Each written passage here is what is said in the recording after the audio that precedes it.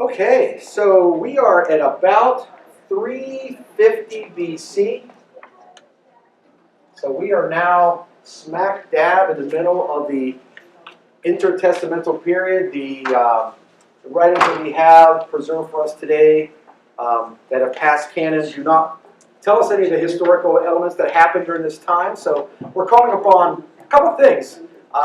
We can look back a little bit. We have historical writings that tell us what went on during this time. Always get a little groove going in the mornings. Also, remember, we have prophetic writings from Daniel, who looked forward into this time and prophesied some of the things going to happen. So we see some of those things unfolding. Somebody's getting a phone call. Hey, Wanda, is that you? Wanda's back. It's Wanda. It's Wanda. So that's what we have to look back on. So there's just a ton of historical writings that we can call upon to help us understand what went on during this time. So that's our main source. There we go. That's our main source of information. So the Greeks were just prolific at writing and capturing history and preserving it. There's just an explosion that happened when the Greeks developed their society. Before this, there was a lot of writing in clay and stone. And so we have some of that, and we can see general occurrences, but you don't get a lot of detail. And so the Greeks gave us a lot of detail. We start to really see things in very clear detail. Now, the thing I always leave is, they were the victors at the end of this. So history written by the victor, you have to kind of review through that lens, right? So we try to challenge a little bit and be objective, but we're seeing the winner's history here to some degree. So where are we at? 350 BC. Persia has settled into an empire here. They've reached the limits of their expansion. They control the Middle East, most of Asia Minor. They really control all of Asia Minor. But remember, there are Greek city-states here along the coast. And during the peace that happened after the Greco-Persian War, they agreed to kind of leave these folks alone and let them. They were going to be Persian subjects, but we were going to not have an army there. Kind of let them operate on their own. Just send tribute back, and everything will be fine. So so the Greek cities are kind of operating here, semi-autonomous, but they are part of the Persian Empire. Syria, the nation of Israel had resettled. There are now a province called Yehud here, just kind of reorganizing themselves, reconstituting their nation. Remember, a remnant came back here after Babylonian captivity. They are in control of Egypt, way down here into Libya along the Mediterranean coast. So massive, vast land empire. And what was happening over here in Greece? Anybody remember what was going on over there when the Greco-Persian Wars ended? You had the marathon. The Battle of Marathon, right? That was about 490 BC, so about 100 years before. Alexander's coming up. Alexander will be coming up soon. He's not here yet. There are a bunch of little city-states. Remember, we said there's just a bunch of little kingdoms, except for Macedonia and Thrace. They were more territory. They had been controlled by Persia, but after the peace settlement, essentially at the end of the Greco-Persian War, these folks now are left alone. So now you have a new sense of accomplishment. They feel very good about their society, about the things that they're developing in ways of philosophy and military tactics and things like that. So you start to see some egos kind of get out of control over here. And so for the next 100 years, from about, I'll say, 450 to 350 BC, you just have a continual fighting to gain supremacy amongst these city-states. Now, they like the idea of being little independent city nations, but there's always this drive to control others. That tends to be what happens. So Sparta tries to get control over the others, and then Athens tries to assert control over the others. So you just see this happening continually here for about 100 years. And they develop these two leagues. Athens developed something called the Delian League. I think that's how you spell it. The Delian League. And Sparta creates something called the Peloponnesian League. I'm not going to bother spelling that. And this is called the Peloponnesus. You ever heard of the Peloponnesus, the Peloponnesian Wars? That was these wars for about 100 years down here in Greece to try and gain supremacy over the others. Not necessarily to unify it, but to gain supremacy. So there's a few things that are happening here. So it's really important we start to think about this because this has an impact on the folks living over here very, very, very soon.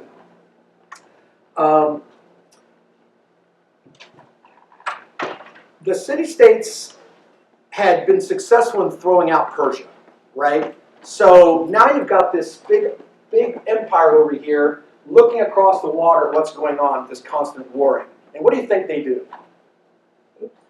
They meddle a little bit over here. They meddle. You've got to pick sides. So it's like if I have an enemy that I just finished a war with, and it's kind of a stalemate, and then the enemy starts fighting amongst itself, what's the natural inclination there? Pick sides. Pick a side. Yeah, why don't we pick a side there, and I'm going to kind of cause a lot of trouble and just let these guys, right? Because what I don't want, if I'm Persia, what do I not want to happen? Team up. Team up, yeah. I don't want this to be one big, huge thing here now. And like, whoa, hey, spoiler alert, that's what happens in about 100 years. So during this period of time, I'm trying to keep this thing fragmented. So I pick a side, and they pick Sparta. They kind of fund and send money to Sparta to keep and ferment this discontent and this constant angst going on over there. And so you have these two leagues kind of, I did spell this wrong, an H. These two leagues kind of battling each other for supremacy and for philosophical preeminence. And so it results in two wars. The first Peloponnesian War from about 460 to 455.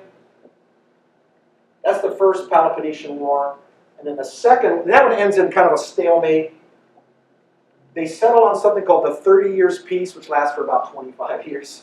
431 to 404 is the second Peloponnesian War, and that ends in Athens being defeated and Sparta kind of getting control and preeminence over. I'm going to conclude, this is my opinion, I'll share my opinion. I think from this moment on, Athens ceases to be really a strong influence, like militarily and politically. They kind of are shot at that point. And so, remember what happened back during Xerxes? Remember what happened? Athens got completely burned to the ground. So Athens has been destroyed a couple of different times now in the span of about 100 years. And they're kind of worn out by this point. So you don't really see Athens. But you've got all these great thinkers have come out of it. But as far as a strong political force, they've kind of died off. So again, you have another peace treaty, another kind of settlement here, but they are still independent little city-states. Little city-states. It never becomes like a big nation. There doesn't seem to be a reason to, nobody down here is wanting to turn this into one big country. That doesn't seem to be what's happening. Their tendency seems to be, we're Sparta, you're Athens, you're Eretria, you're Thebes, and but let's just cooperate. That seems to be kind of the sense. This is very important. One of the main reasons why you have this constant conflict down here is, remember we said Athens started to think differently for about 100 years? What were some of the things we talked about that they started to think about? I threw this out a week or two ago. Remember that? Not having a king. Not having a king. Yeah. So what's the alternative to having a king? Democracy, essentially, right? They move from a monarchy form of government to more of a republic democracy form. So you've got this democracy sitting down here that's thinking and challenging in the middle of all these kingdoms. That doesn't usually sit very well. Anybody know another example of that in more recent times? Anybody ever hear Napoleon? What happened there? We threw off our king 250 years ago, 250. That caused a big struggle. That caused a big angst, right? What happened when we're sitting out here in the middle of a couple oceans, and nobody really cared too much in the big picture? What happened when France threw off its king? Anybody ever follow that history? Well, It's not good. I mean, start chopping people's heads off. well, yeah, it started chopping people's heads off. But I mean, after they chopped the heads off of the kings and the royalty, what happened to all these? You're in Europe. You're surrounded by all these monarchs, all these monarchies. You know, Germany's a monarchy. Russia, England, Italy even had a king. Belgium had a king, and you've got this revolutionary thing going on in the middle of your soup here. Monarchs don't like that. Generally speaking, I'll go on that and say it. Generally not acceptable. I don't want this thing percolating here, right? That's saying, whoa, you're going to chop kings' heads off? I'm a king. I'm not in line? Whoa, whoa, whoa, whoa, whoa. And that's generally what's happening here, right? You've got this pushback against this different way of thinking. That's what's happening. We don't really want to destroy it. We just don't need to think this way anymore, right? And so you start to see this real battle. And so you see this idea of democracies tend to infect their neighbors, right? And so monarchies generally don't like that pushback against that. And so that's what was happening here. They were challenging the prevailing thought, and as a result, it caused a lot of angst. So for about 100 years here, you see this brewing and stirring and brewing and stirring. And so, as we said, Athens never really recovered from this as a political force.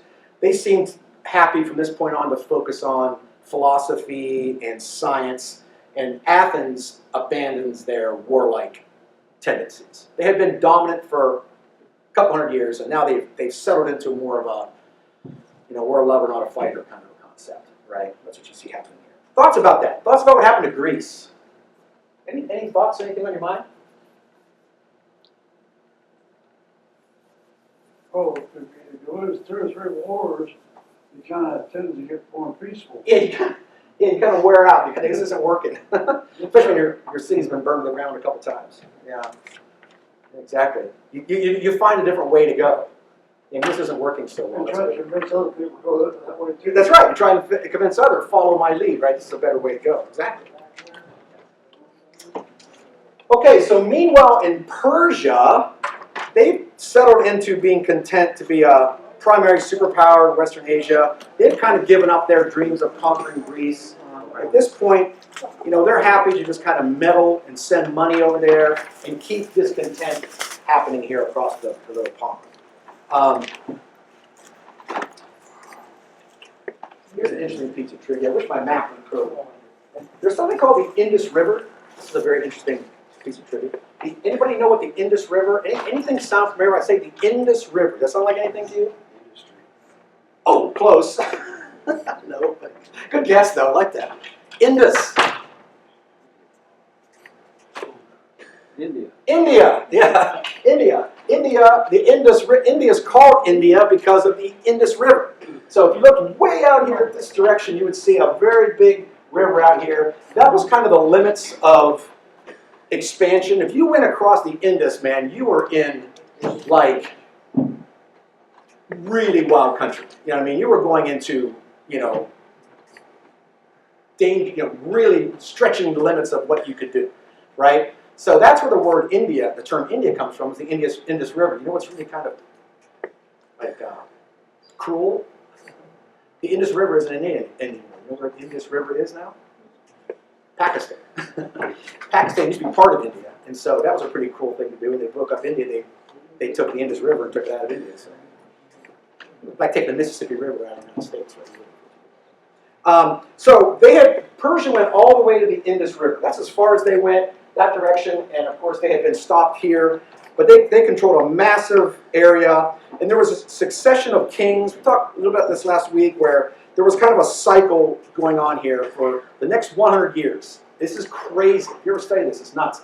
King becomes king, eliminates his threats to his throne. He gets assassinated. Another king comes in, eliminates threats to his throne. He gets assassinated. Another king comes in. He eliminates threats to his throne. He gets assassinated. It's crazy how many times this cycle happens. And this just wears these guys out. I imagine at some point, if you become king, and say you're 50 years old, back in those days, you might live for another 20 years naturally, but you might not make it that long, right? So what are you totally consumed with?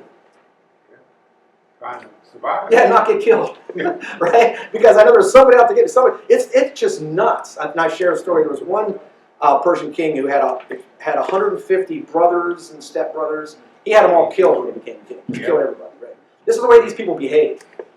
There was just, there was no sense of, I mean, again, you've got this idea of philosophy and democracy percolating right here, but this is what's going on over here. See how different that is, and how that can be a real challenge? So the way I'll keep power is let's kill everybody who's a threat. Right? That was kind of the way these people thought and behaved. So that goes on for about 100, 150 years and just really wears them down. They do develop a culture of art and science. In fact, we talked about the fact that the Greeks kind of adopt some of that when they come in later on. They'll absorb some of that into their own culture, but they are not interested in expanding anymore. In fact, they're more worried about putting down little revolts. If you're controlling this massive of an empire in 350, 380 BC, where everything is walking, essentially, you're dealing with revolts all over the place, and that's generally what's happening. What's very curious is there is no record of any revolts happening from the Jews here. So you've got Egyptians trying to break away, you've got the Greeks hanging out over here, you've got Babylonian people over here, you've got these cultures scattered all over the place, but the Jews seem very, very, very calm. I was searching as far as I could find. I couldn't find any record of the Jews revolting against the Persians in any way. They seem very happy to sit there and percolate. What do you think about that? Well, they were kind of pleased with the Persians because they kept on warring back and forth with them in Egypt, and Jews were right in the middle. Yeah. So what's happening now? Persians got it all. They got it all. So it's quiet. Yeah, it's peaceful now. So it's like, I like this. Kind of like, leave this alone. Right? You got rid of the trouble. I don't want to be in between two people fighting, right? That doesn't feel good. So if you can control it all and keep peace, this is kind of the heartland here. It's going to be kind of quiet. Yeah, that's one thing. What else? Yes, sir. Just a thought, but sometimes in that piece you get a little stagnant. Sometimes you can get a little bit lukewarm. Yeah. When people are attacking you or persecuting you, it tends to make you stronger in your faith. You have to fight for what you believe in, and things like that. Yeah. So on the flip side of it, it could make you a little lukewarm as well. Yeah, that's true. They had been through a lot, so maybe they're kind of like, this is actually, I'm good with this, right? This is better than the way it was. So let's just keep our heads down, right?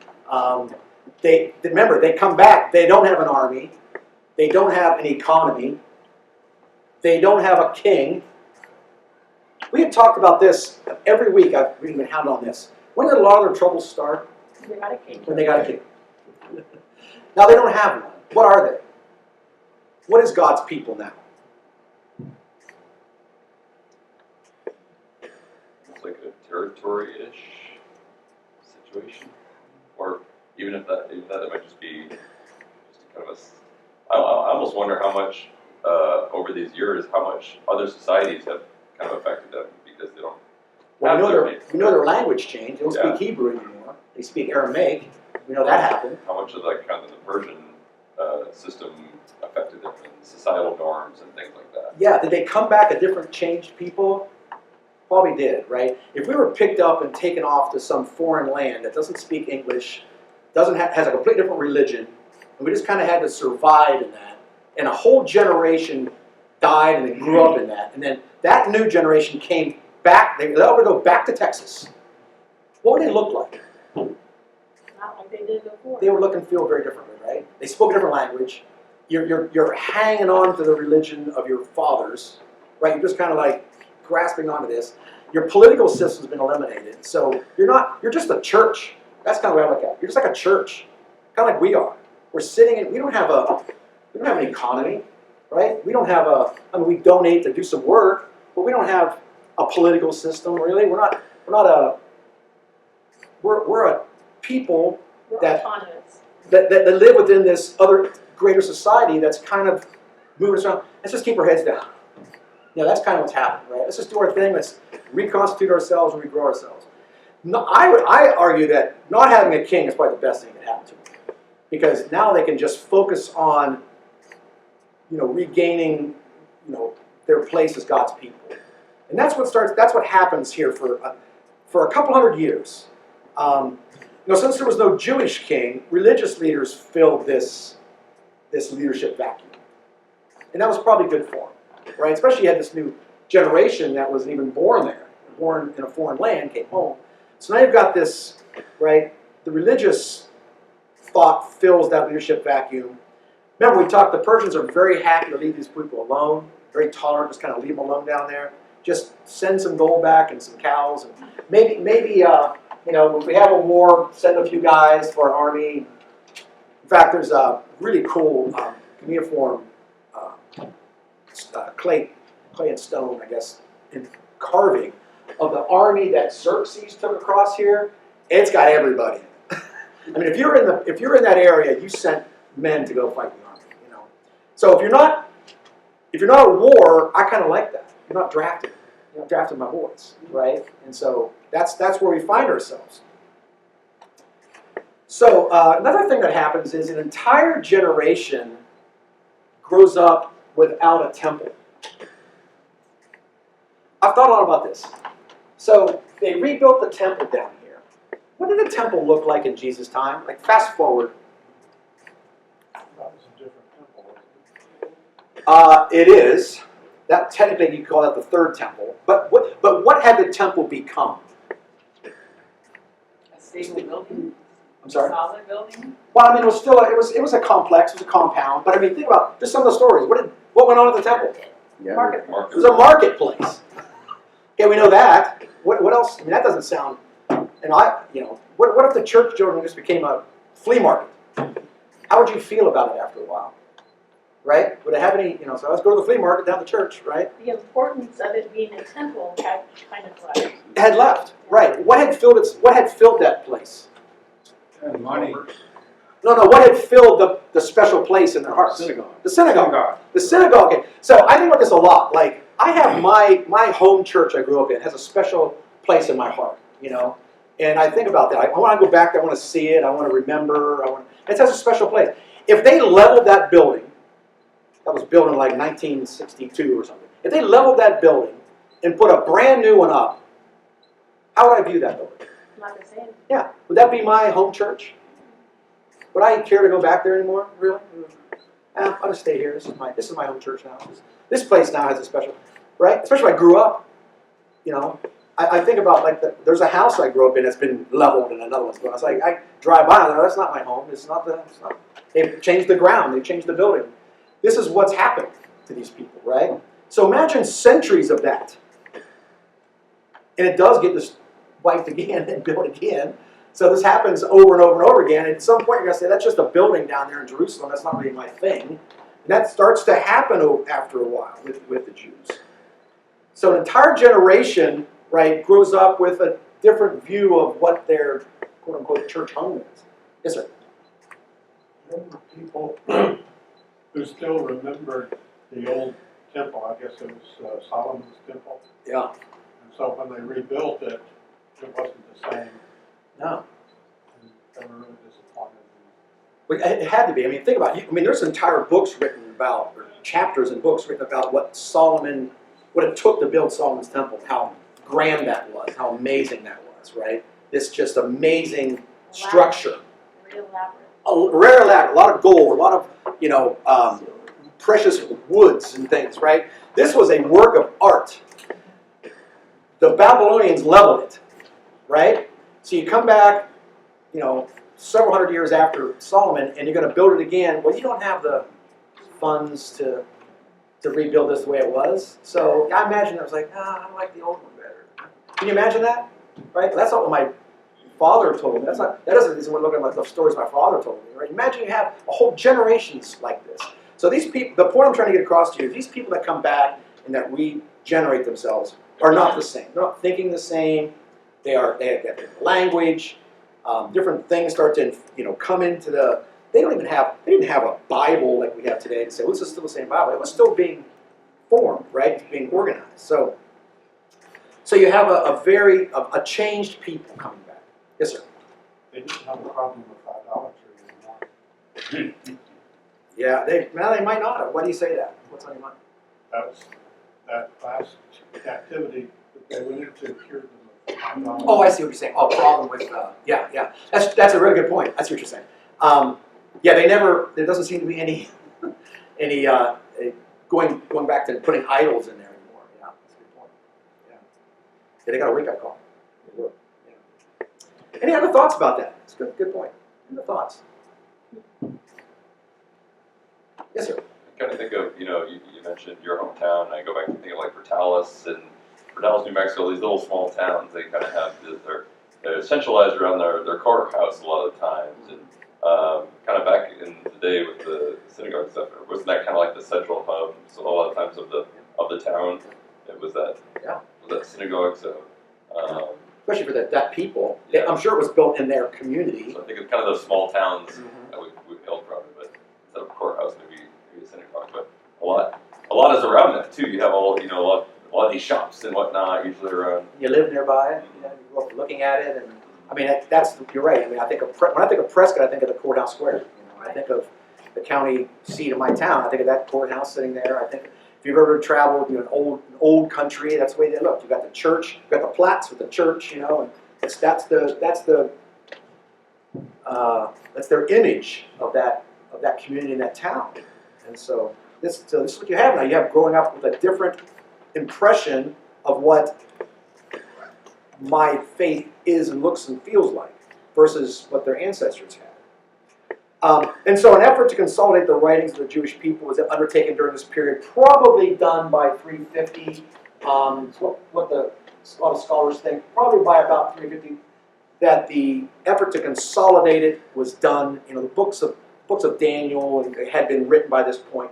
Think about that. Like, when was Daniel written? I do a whole study on that. Was it how long after the fact?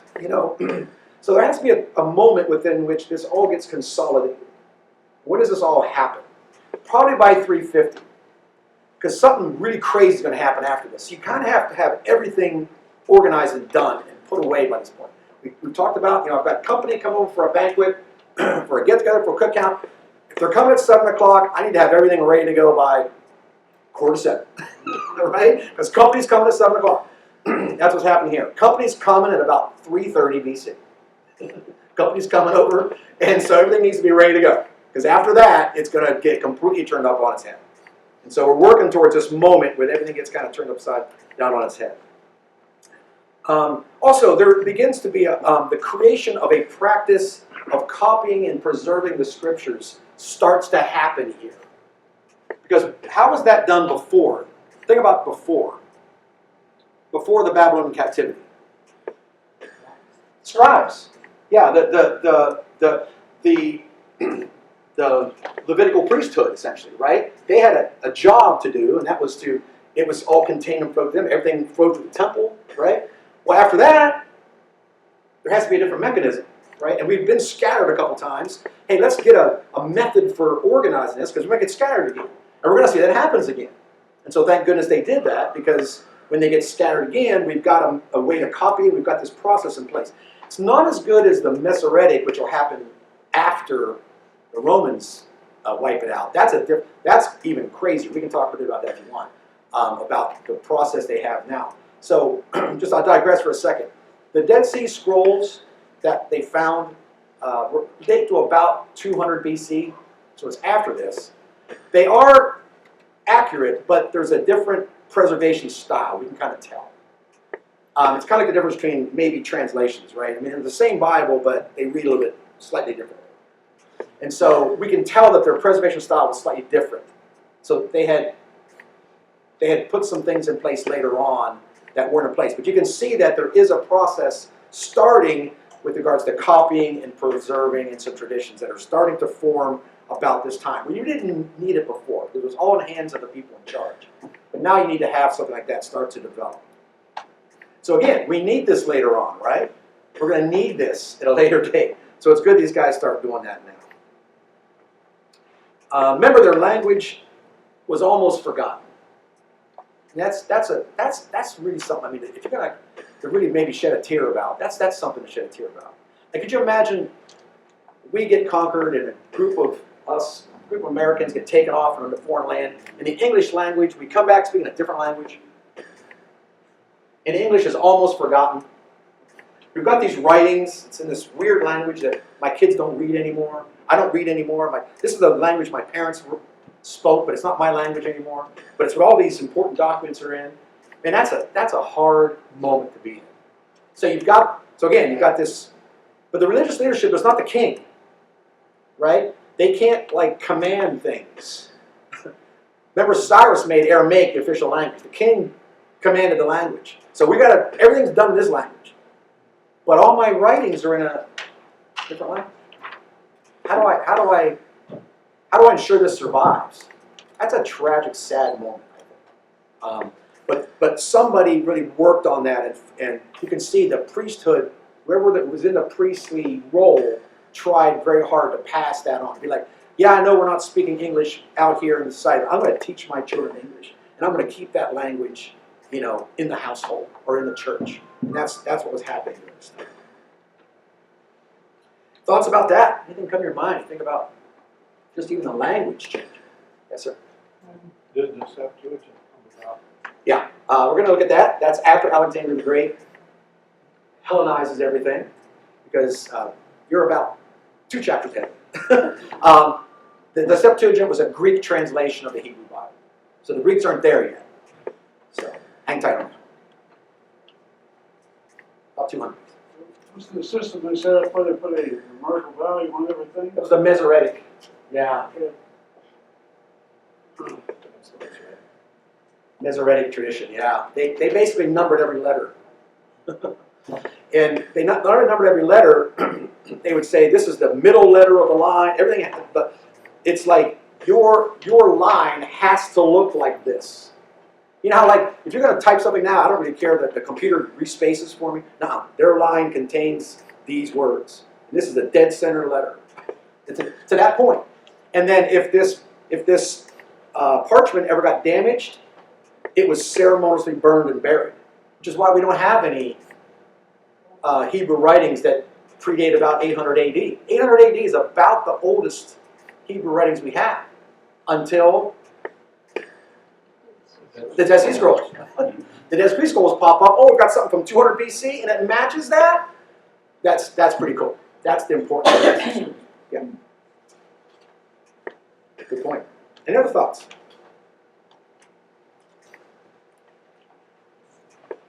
We also start to see the initial percolations. Is that a word? Anybody know what a percolator? We all know. The older folks know what a percolator is, right? Yeah. Anybody make coffee with a percolator anymore? Yeah, you do. You still make coffee with a percolator? Oh, I admire that. That's awesome.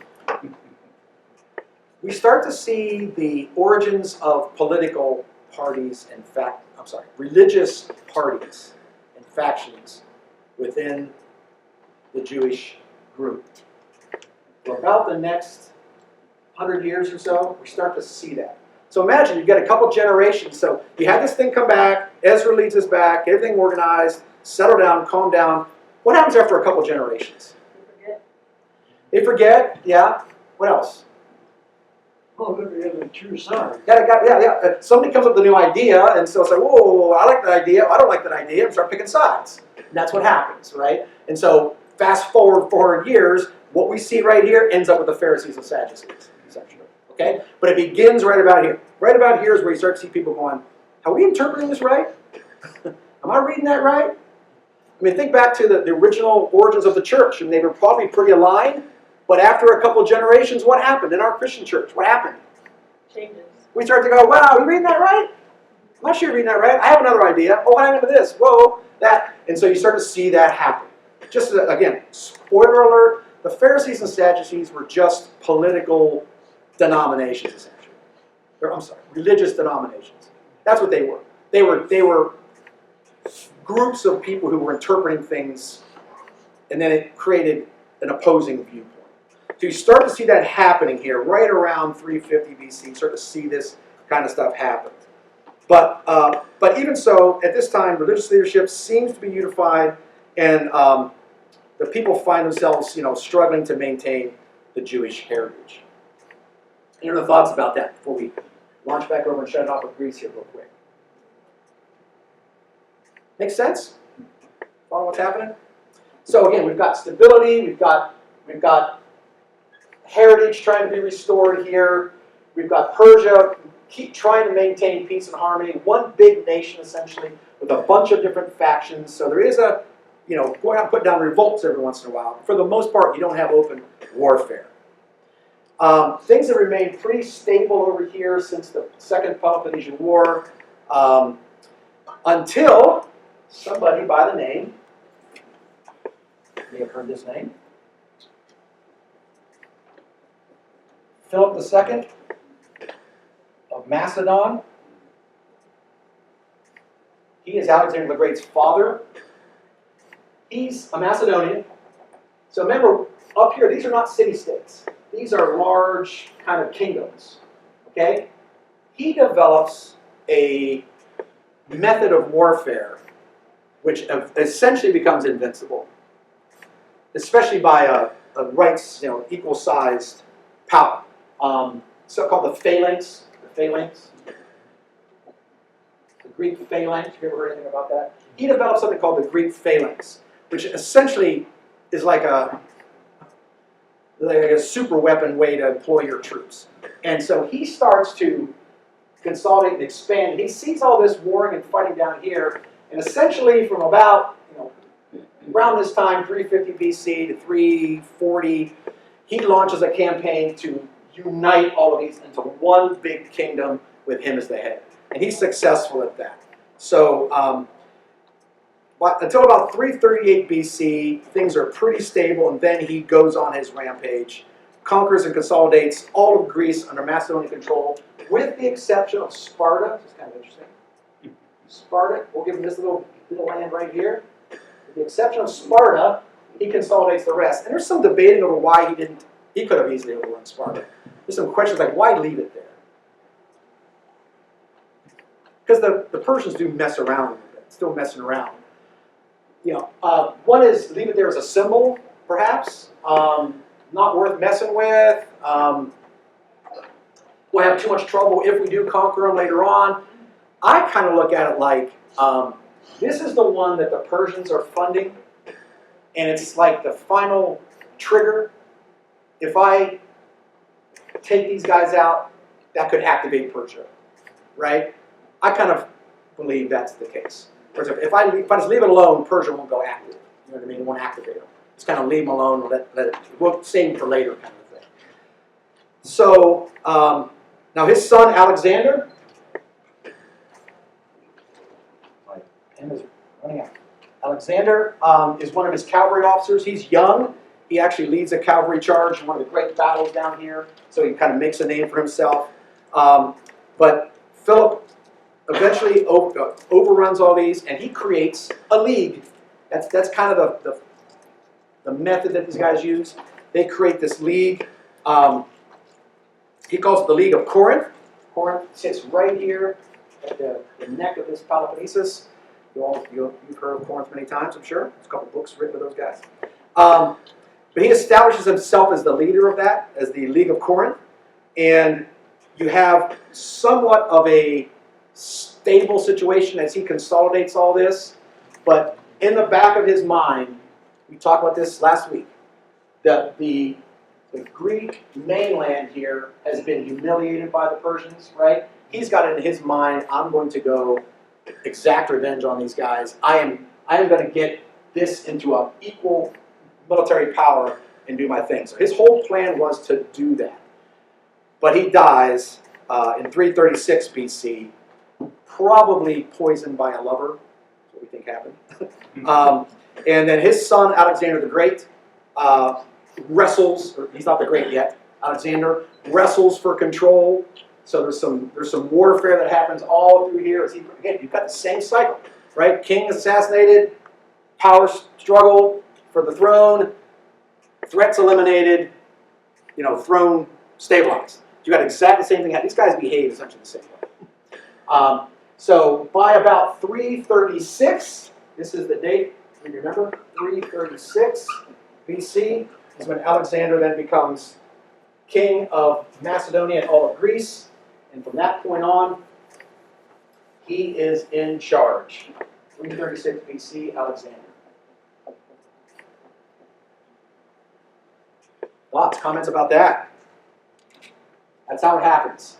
His dad develops essentially a military superweapon. It's the way his armies are used and deployed, with cavalry and phalanx. Overruns all of Greece, consolidates it into one big, huge kingdom. He's assassinated. Alexander struggles for the throne to justify his, because there's other illegitimate sons out there, and there's all kinds of stuff going on, right? And so you've got to settle that. And there's generals who think I should be in charge because I'm old wise, and you're just a young lad here. So there's that whole struggle that happens. But by 336, he's consolidated it into one big nation with one big, huge army and navy with one big goal in mind. Or big ambition. What is the big ambition? Persia. Daniel 8? To overcome Persia. He is going to be the goat with the big horn. What else do we know about the goat with the big horn? He's fast. What else do we know about him? He takes down the two little horns over here. Well, they're long gone. Yeah, the two horns. Yeah. Yeah, the two horns. Yeah, there's only one of those left over here. Yeah, he is ticked off. Right? He is mad. Why is he mad? Because his country's been right. I mean, these guys were Persian subjects, enslaved for centuries. Right? Now's my chance to exact revenge. Here it comes. Right? Here it comes. So, and who's right in the middle of it? Our guy's right here. That's where the story leads off now. So we have the scene set now for a cataclysmic clash. About 336 BC to Alexander's death. So cataclysmic clash is coming next week. Thoughts, questions? You see Greek coming? You see Greek coming? Right now, what's the language? Aramaic. Right? Who's in charge? The Persians. Persians pretty tolerant. Allow you to resettle, reorganize, get yourself together. In fact, the Persian king gave Ezra the command, go and take care of all the church matters. Take care of all your religious matters. Right? That was allowed to happen. You had 150 years of that taking place. Now that's all been done. Multiple generations have been settled into that. Now it's going to be time to dispose of the Persians and replace them with something more effective. That's what's going to happen. Any other thoughts, questions? You know where Alexander came from? That's where he came from. Everybody's heard of Alexander, right? Mm-hmm. That's where he comes from. He's a Macedonian, but he is going to be the king of all of this. I will, as we leave, I'll share one thing. As he takes his big army over here, does that look kind of dangerous to you? Kind of leaving. Yeah. Oh my God. Yeah. So imagine the story of that, right? He goes off, he takes his army. His dad just conquered all this. He's now going to take the army on a foreign trip and leave everything behind, undefended. If he's got the fleet, nobody's going to come across the ocean. Well, actually, this isn't a fleet. I mean, he's on land here. Yeah. And actually, they do get quite a bit of naval. Yeah. The people try to take over Greece while he's gone, and that works out. That's it. Appreciate it. So next week we're going to talk about Alexander's conquest of Persia and how the Jews end up under Greek control. Thank you all very much. We'll see you next time.